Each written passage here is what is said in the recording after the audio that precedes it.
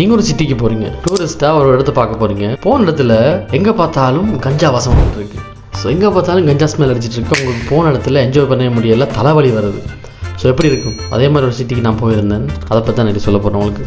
So நான் ரீசெண்டாக, அதாவது லாஸ்ட் இயர் நான் சம்மரில் அம்ஸ்டர்டாமுக்கு போயிருந்தேன். ஸோ அம்ஸ்டர்டாம் சிட்டிக்கு போயிருந்தேன். அங்கே என்ன நடக்குதுன்னு பார்க்கலாம்னு எனக்கு பிடிச்ச ஒரு விஷயம் இருக்குது அம்ஸ்டர்டாமில். இந்த canal area, tulips flower, tulip garden எல்லாம்.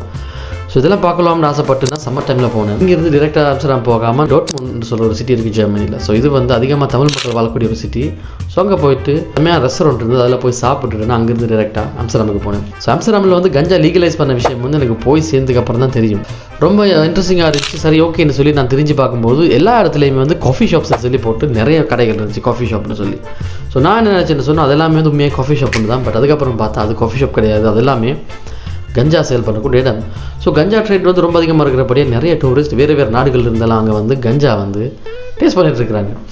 ஸோ கஞ்சான்னு சொல்கிறது டிஃப்ரெண்ட்டாக ஸ்மோக் பண்ணுற கஞ்சா மட்டும் கிடையாது, நிறைய விதமான கஞ்சா. சாப்பாட்டில் கூட கலந்து சாப்பிட்றது, சாக்லேட்ஸு, அப்புறம் இந்த மாதிரி ட்ரிங்க்ஸ், இந்த மாதிரி எல்லா விதத்துலையுமே வந்து கஞ்சா வந்து ஃபேமஸாக இருக்காங்க. சரி ஓகேன்னு சொல்லி நான் ஒரு கடைக்குள்ளே போனேன். அங்கே லொலிபாப் எடுத்துகிட்டு இருந்தாங்க. அந்த லொலிபாப்பில் வந்து கஞ்சா ஃப்ளேவர் லொலிபாப். சரி ட்ரை பண்ணி பார்க்கல அப்படின்னு ட்ரை பண்ணி பார்த்தேன். உண்மையாகவே டேஸ்ட்டாக இருந்துச்சு, ஆனால் அந்த எஃபெக்ட் இல்லை. அதாவது வெறும் ஃப்ளேவர் மட்டும்தான். பிகாஸ் நான் கார் ட்ரை பண்ணுறபடியாக நான் வந்து அங்கே எதுவுமே எக்ஸ்ட்ராவாக ட்ரை பண்ணவே இல்லை. நான் ஏரியா எனக்கு கனால் ஏரியா ரொம்ப பிடிக்கும். ஏன்னா ஃபோட்டோஸ் வீடியோஸ் இருக்கிறதுக்கு செம்ம ஏரியா. இன்ஸ்டாகிராம் ஃபோட்டோஸுக்கு வந்து பக்காவாக இருக்கும் அந்த இடம். அங்கே போய் பார்த்தா எனக்கு இன்னொரு விஷயம் சர்ப்ரைசிங்காக இருந்தது என்னென்னு சொன்னால், இந்த போட்ஸ், கார் அதிகமாக ஓடுறதை விட போட்டில் மக்கள் தெரிகிறதா ரொம்ப அதிகமாக இருந்துச்சு.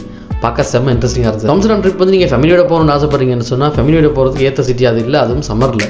ஏன்னா டூரிஸ்ட் ரொம்ப அதிகமாக இருக்கக்கூடிய ஏரியா அண்ட் அவுட்டர் ஏரியாஸ் போய் நீங்கள் ரெஸ்ட் எடுக்கிறது கூட டைம் இருக்காது. அது மட்டும் இல்லாமல் எங்கே பார்த்தாலுமே அந்த கஞ்சா ஸ்மெல் அடிச்சுட்டே இருக்கும். தலைவலி வந்தது. நான் அங்கேருந்து வெளியாகும் போது நானே போதையோடு தான் வெளியானேன். ஸோ ஃபுல் வீடியோ பார்க்கணுமான்னு சொன்னால் யூடியூப் சேனலில் போய் பாருங்கள்.